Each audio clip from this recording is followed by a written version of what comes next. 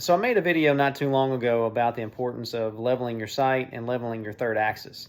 Several people wrote back and asked, well, that's great, but how do you do that? What's the process look like? So I was going to walk you through the process on how I set my sight level here in the shop. And that way, when I get out on the 3D course, whether I'm shooting on flat ground, uphill or downhill, my bow should still hit left and right, no matter what angle I'm shooting at. So let me show you here real quick some of the things that we're doing. So first of all, it's good to have some sort of a vise to put your bow in. This is the Revolution vise from Last Chance Archery. It's a new product this year. It's fantastic. It's very, super rock solid. It mounts to your Last Chance bow press, and it's a great tool for this. It's highly adjustable in every direction.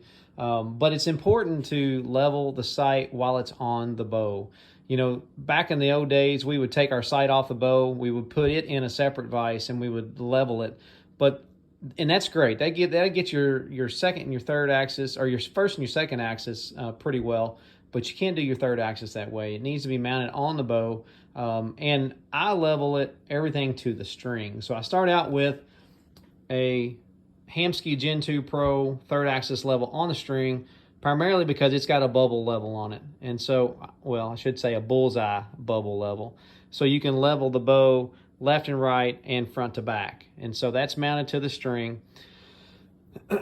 And the reason I use the string as opposed to leveling the riser of the bow is because the plane of the arrow in your sight picture is based on the plane of the string. So your peep, which is part of your sight process, is mounted in the string. And so if you're leveling everything to the string and you're aiming uphill and downhill, well, keeping everything in plane with your string, I think, is critical, because that's where your peep sight's mounted. It's great if you can use the riser of the bow. It's going to get you close, but I just think this is a little bit more surefire way to do it. So got the bow in the vise and it's leveled. So the next step is I mount a Hamskea third axis level on the bar of the sight, the vertical sight bar. And you can see there, it is adjusted to perfect level vertically. And so if you need to adjust it, you would loosen these two screws here on the back of the sight and adjust this vertical bar to make sure that's level. And then the next step, that's the first axis. The next step to level your second axis, which is your scope bubble. You can see inside the scope, it's perfectly level.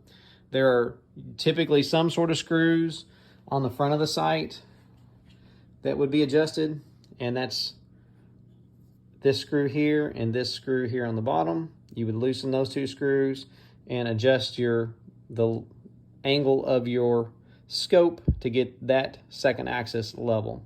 Now that that's complete, the last thing to check is your third axis. And that's where this sight rod comes in right here. So you need to do that at full draw, and you need to do it with your stabilizers on your bow and with the arrow in the bow, just like you're going to shoot it. And so what you have to do is come to full draw, and then with this rod, you want to align that with some sort of a level object, a plumb object, while you're aiming at an angle down and an angle up.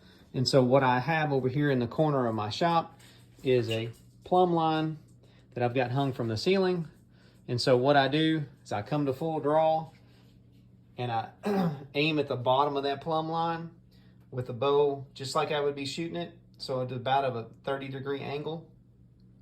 And then I align, make sure this is aligned with that plumb line, top and bottom. So it's got a little bead on the top and a little bead on the bottom. You can see those here. Align that with that plumb string. And if your bubble is still reading level in your scope, then your third axis is adjusted. You don't look at this bubble, you look at this bubble. And if this is in line with the plumb string and this is still in the center of the bubble, your third axis is good to go. So if your third axis needs to be adjusted, what you're doing is you're actually adjusting the scope, the position of the scope, either closer to the bow or further away from the bow, and that's so that the level will be in a perpendicular plane to the sight bar. And so on this sight, this is a B3Q2, there are 2 screws here on top of the sight bar. You loosen those screws, and the whole sight, head of this sight will pivot around on that sight bar so that you can get the position of the scope where it needs to be. Make a small adjustment, then check your third axis again with the plumb string.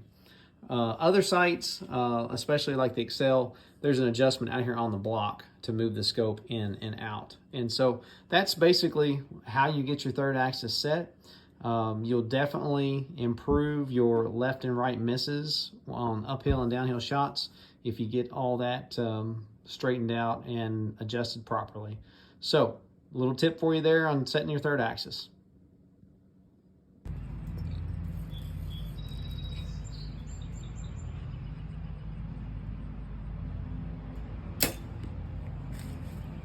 That looked like a good shot. It was. And make sure to like and subscribe.